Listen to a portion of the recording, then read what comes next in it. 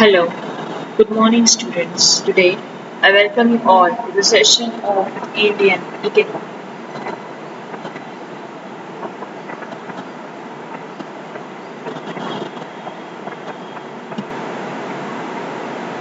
Okay, as we talked, we are going to start up with industrial policy. In last lecture, we had completed with fiscal policy. Now we are going to start up with industrial policy. Introduction and meaning. The term industrial policy refers to the government's policy towards establishment of industries, their working and management. Right? શું કહેવા માંગે છે students કે industrial policy એટલે ગવર્મેન્ટની policy છે towards establishment of industries કેવી રીતે એસ્ટાબ્લિશ કરવી, એનું વર્કિંગ કેવી રીતે કરવું, એનું મેનેજમેન્ટ કેવી રીતે કરવું, એની આ પોલિસી છે. It includes all those principles, regulations, rules which influence the pace and pattern of industrialization of the country. Right? બધા પ્રિન્સિપલ્સ, રેગ્યુલેશન્સ, રૂલ્સ એ બધું ઇન્ડસ્ટ્રીયલ પોલિસીમાં આવે છે. તમે આનો મતલબ જોશો તો જ તમને ખબર પડી જશે કે industrial policy means policy related to industries. ઇન્ડસ્ટ્રીના રિલેટેડમાં પોલિસી હોય એને ઇન્ડસ્ટ્રીયલ પોલિસી કહેવામાં આવે છે. The industrial policy of government is of vital importance for countries like India which have vast potential of underdeveloped resources. Industrial policy છે right, India જેવા country માટે બહુ યુઝફુલ છે કેમ કે આપણી પાસે અંડર ડેવલપ્ડ રિસોર્સિસ ઘણા બધા છે કે જેને આપણે હવે ડેવલપ કરવાની રિક્વાયરમેન્ટ છે.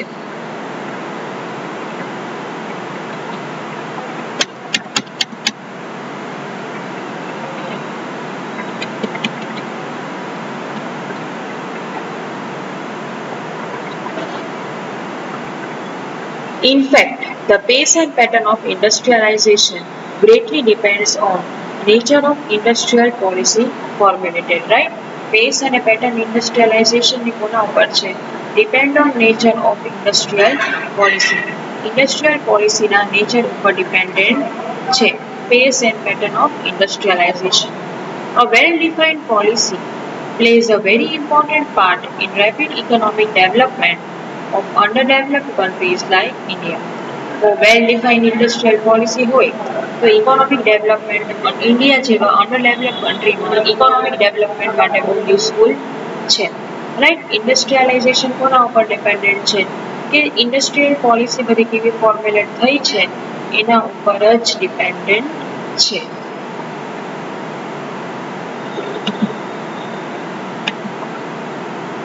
Now, objectives of NIP, that is New Industrial Policy.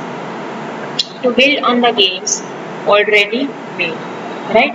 જે gains already કરેલા હોય એ gains ને વધારે achieve કરવા માટે, build કરવા માટે, એમાં વધારે profit achieve કરવા માટે NIP, that is New Industrial Policy, frame કરવામાં આવી છે. To correct the distortions that may have crept in. Right? અમુક distortions થઈ ગયા હોય, problem create થયા હોય તો એ બધાને કરેક્ટ કરવા માટે NIP છે. To maintain a sustained growth in productivity and gainful employment, right? પ્રોડક્ટિવિટીમાં ગ્રોથ મેન્ટેન કરવાનો છે અને એમ્પ્લોયમેન્ટ પણ સરસ રીતે મેન્ટેન કરવાનું છે. To attain international competitiveness, right? International competitiveness તમને જોઈએ છે. You want to be more competitive. It has been stated that the pursuit of these objectives will be tempered by the need and preserve the environment and ensure efficient use of available resources. Right? કે આ બધા objectives શેના માટે જરૂરી છે કે બધા resources નું સરસ રીતે efficient use થાય એના માટે આ બધા objectives ખૂબ જ જરૂરી છે. All sectors of industry will be encouraged to grow and improve on their past performance, right? ઇન્ડસ્ટ્રીના બધા સેક્ટરને આપણે એન્કરેજ કર્યા છે ગ્રો થવા માટે અને ઇમ્પ્રૂવ થવા માટે on the basis of the past performance. જે પાસ્ટ પરફોર્મન્સ હોય એના કરતાં વધારે ઇમ્પ્રૂવ થાય.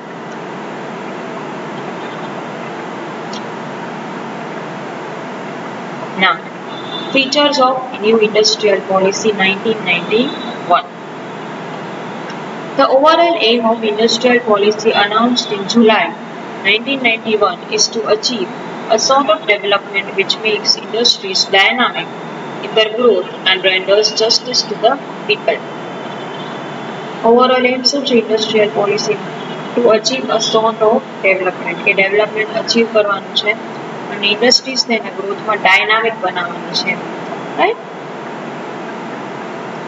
It involves a struggle for social and economic justice.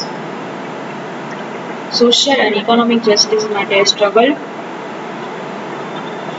to end poverty and unemployment કે poverty કેવી રીતે end કરવી, unemployment કેવી રીતે end કરવું, એ એક struggle છે, and to build a modern democratic forward looking India. અને modern democratic અને forward looking India કેવી રીતે develop કરવું એ જોવાનું છે. Following are the main features of new industrial policy. હવે અમુક main features છે ને એ આપણે જોશું.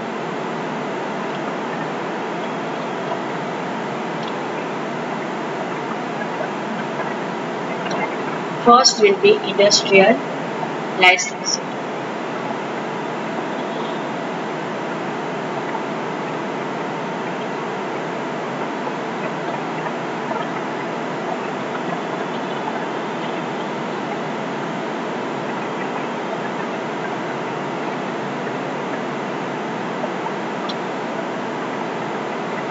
Industrial licensing has been abolished for all projects except for short list of industries relating security and strategic concerns, social reasons and hazardous chemicals. Right? સૌથી પહેલા તો licensing તમારે લેવું પડે છે, રાઈટ? કે તમારે ભાઈ મારે આ કરવું છે કે આ કામ કરવું છે એના માટે લાઇસન્સિંગ લેવું પડે છે, right? Strategic concern, social reason, hazardous chemicals, બધા ડેન્જરસ કેમિકલ્સ હોય તો એ બધા માટે પહેલા લાઇસન્સ તમારે લેવું પડે છે. તો હવે એ સિસ્ટમ અબોલિશ કરી નાખી છે, રાઈટ? લાઇસન્સિંગ સિસ્ટમ હવે અબોલિશ થઈ ગઈ છે. હવે તમારે કોઈ જ પ્રકારના લાઇસન્સ લેવાની જરૂર નથી.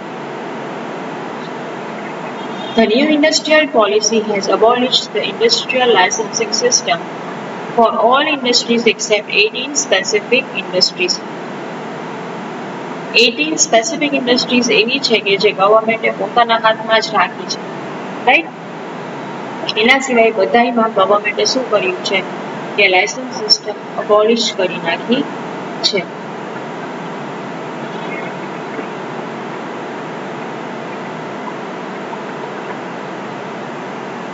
In this amendments have made and now only 5 industries remain under the purview of industrial licensing, that is alcohol, cigarettes, hazardous chemicals, aerospace and defense.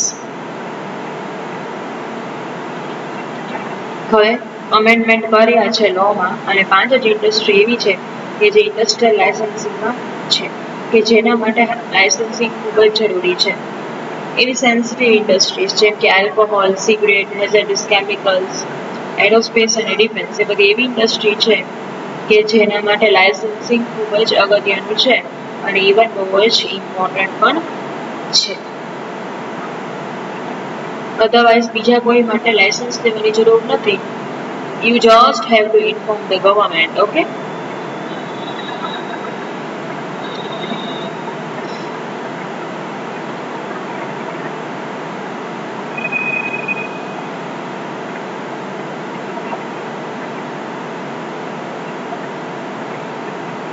In respect of delicensed industries, no approval is required from government. However, entrepreneurs will be required to file an industrial entrepreneur memorandum with the Secretariat of Industrial Approvals provided the value of investment on plant and machinery of such unit above ₹10 crore.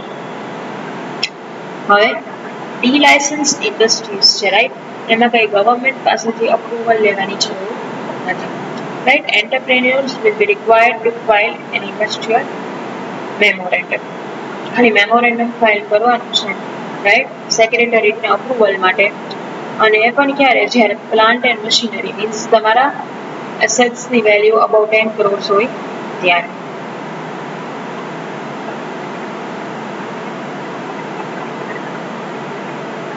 Second will be dispersal of industries. In respect of locations, it has been laid down that, except in case of cities having a population more than 1 million, no industrial approval will be required from central government except for industries subject to industrial licensing. Right? અમુક એવા locations છે કે જેમાં population મોર દેન 1 million છે, એવામાં કાંઈ industrial approval લેવાની જરૂર નથી from central government. Right? In regard to cities with a population more than 1 million, industries other than those of non-polluting nature, such as electronics, computer, software and printing, will be allowed outside 25 kilometers periphery except in prior designated areas. સિટીઝની વાત કરીએ તો જેમાં મોર દેન 1 million population છે એમાં non પોલ્યુટિંગ industries હોય, બરાબર, કે electronic છે, કમ્પ્યુટર છે, તે બધું છે, રાઈટ, તો will be allowed outside 25 kilometres periphery, એટલે સિટીની 25 કિલોમીટર બહારની, 25 કિલોમીટર સિટી એરિયા પૂરો થાય એટલે 25 કિલોમીટર પછી આ બધી ઇન્ડસ્ટ્રીઝને તમે સેટઅપ કરી શકો છો, કેમ કે આ બધી મોટી ઇન્ડસ્ટ્રીઝ છે, અવાજ આવતા હોય, લોકોને ડિસ્ટર્બ થાય, તો it is not possible to set up in a city area. Right? એ બધી ઇન્ડસ્ટ્રીઝ કેવી રીતે પોસિબલ છે કે 25 કિલોમીટરની પેરીફેરીની બહાર તમે સેટઅપ કરી શકો. Likewise, in the case of such cities with a population of more than 1 million, which require industrial regeneration, a flexible location policy shall be adopted. Right? અમુક એવા કેસીસ હોય સિટીઝમાં કે જેમાં 1 મિલિયન કરતાં વધારે પોપ્યુલેશન છે, રાઈટ, એમાં ઇન્ડસ્ટ્રીયલ રીજનરેશનની જરૂર છે, ત્યાં આ લોકેશન પોલિસી તમે અડોપ્ટ કરી શકો છો.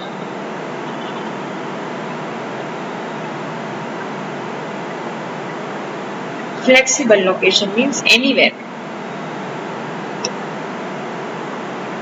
Right?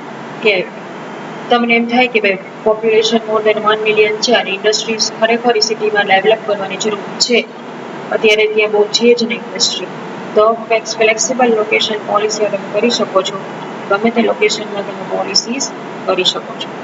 In order to reduce congestion in cities and to enable the industries to move to rural or backward regions,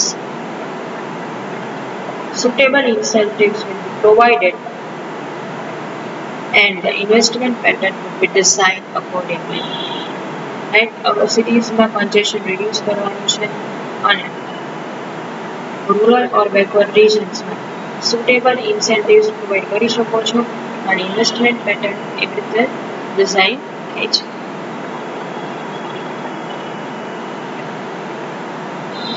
Third will be foreign investment.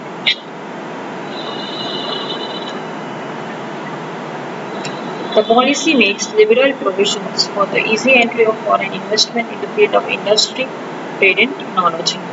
The entry of foreign investors in the form of direct equity investment has been allowed up to 51%. By foreign investment કેટલું allowed છે આપણા કન્ટ્રીમાં?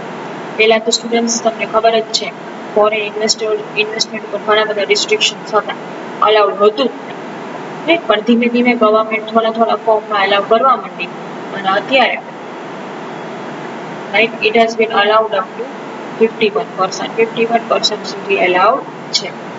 Such investment will be invited in high priority industries requiring large resources and advanced technology. And આ બધું investment high priority ઇન્ડસ્ટ્રીઝમાં વધારે invited છે, વધારે જરૂરી છે, કેમ કે ત્યાં રિસોર્સિસ એ વધારે હોય, ટેકનોલોજી એનો બી વધારે લેવી પડે અને એના કરતાં એમાં ઇન્વેસ્ટમેન્ટ એ જાજુ કરવું પડે.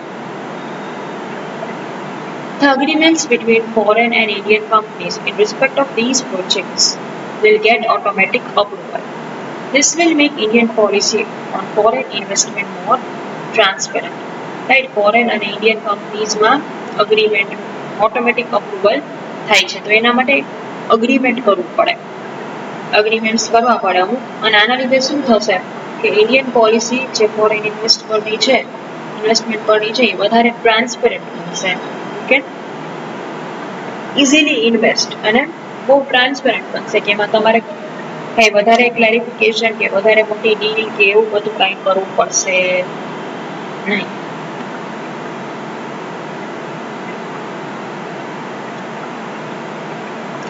The agreements between foreign and Indian companies in respect of these projects will get automatic approval. This will make Indian policy on foreign investment more transparent, right?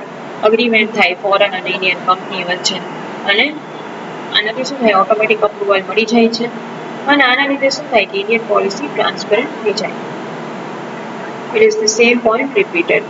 Besides to get access to the world markets as also to attract foreign investment and advanced technology, the government has to set up a special foreign investment board to negotiate with the world's largest industrial, manufacturing and marketing firms.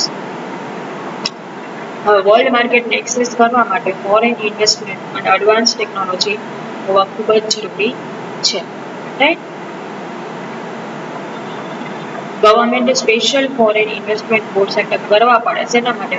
Two negotiate the world's largest industrial manufacturing and firms. Negotiation માટે કેટલા બધા foreign investment આપણે કરવા પડે છે, આપણે technology પણ નવી નવી ઇન્વેસ્ટ કરવી પડે છે અને એના માટે બિઝનેસમાં ઇન્વેસ્ટમેન્ટ સ્કીમ્સ ખૂબ જ જરૂરી છે. જો કે બિઝનેસમાં તમે ઓછું ઇન્વેસ્ટમેન્ટ કરશો કે બરાબર ઇન્વેસ્ટમેન્ટ નહીં કરો તો પ્રોબ્લેમ શું થશે ખબર છે કે તમે આઉટડેટેડ થઈ જશો અને ઓબ્સોલ્યુટ થઈ જશો, એવા બધા પ્રોબ્લેમ ક્રિએટ થશે.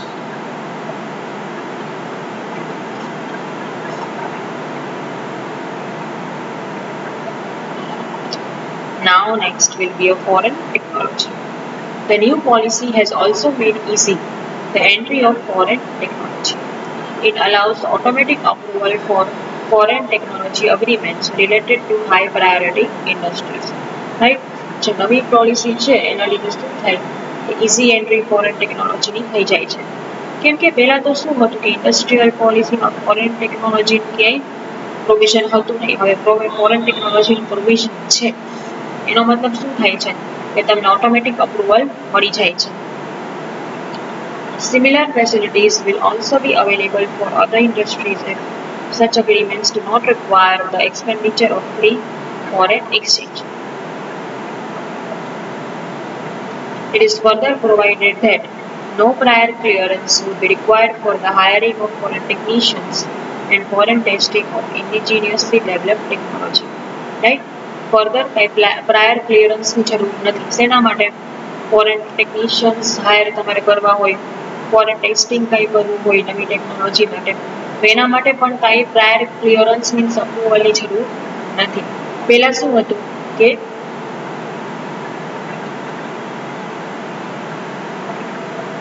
અપ્રુવલની જરૂર પડતી, પણ હવે બીકોઝ ઓફ ન્યૂ પોલિસી અપ્રુવલની જરૂર ક્યાંય પડતી નથી. Next will be redefining the role of public sector. In the context of various problems faced by public sector undertaking, like very low rate of return on the capital investment, insufficient growth in productivity, poor and inefficient management, the new industrial policy seeks to redefine their role in the economy. Following are the priorities laid down for growth of public sector. તમે જોશો તો અલગ અલગ problem public sector undertaking face કરે છે, right? જેમ કે poor and inefficient management હોય ને એવું બધું ઘણું બધું થાય છે. તમને ખબર છે કે હવે તો ગવર્મેન્ટ સેક્ટર બહુ એફિશિયન્ટલી વર્ક કરે છે, પણ પહેલાના ટાઈમમાં બહુ ઇનએફિશિયન્ટલી વર્ક કરતું હતું, એટલે બહુ નવા નવા પ્રોબ્લેમ્સ ક્રિએટ થતા. તો હવે તો એવો કંઈ પ્રોબ્લેમ નથી. હવે ગવર્મેન્ટ સેક્ટર બહુ ફાઇન રીતે વર્ક કરે છે. So new industrial policy seeks to redefine their role in the economy. New industrial policy શું થાય છે એનો રોલ રીડિફાઇન કરે છે ઇકોનોમીમાં. તો સારું છે ને, ગવર્મેન્ટ સેક્ટરને પણ ફોર્સ થાય છે એફિશિયન્ટલી પરફોર્મ કરવા માટે. Following are the priorities laid down for public sector. Priority છે જે પબ્લિક સેક્ટર માટે છે. First will be essential infrastructure goods and services. Essential goods and services મળી શકે છે. Second will be exploration of oil and mineral resources. Exploration પણ થઈ શકે છે ઓઇલ અને મિનરલ રિસોર્સિસ. તો આવા બધા ગવર્મેન્ટ સેક્ટર છે અને એના ઉપર પ્રાયોરિટી મૂકવામાં આવી છે.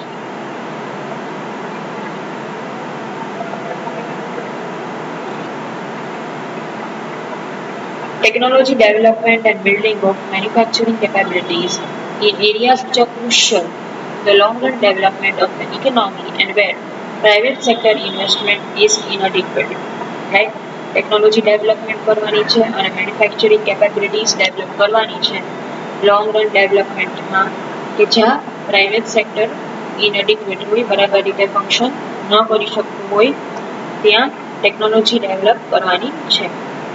Manufacture of products where strategic consideration predominate, such as defense equipments, atomic energy, railway transport, right? અમુક સ્ટ્રેટેજિક કન્સિડરેશન હોય જેમ કે ડિફેન્સના equipment, atomic energy, railway transport, તો એ બધું જોવું પડે, રાઈટ? આ બધી ઇન્ડસ્ટ્રીઝને ડોમિનન્સ આપવું પડે ગવર્મેન્ટે પણ. શું કામ ગવર્મેન્ટે ડોમિનન્સ આપવું પડે છે?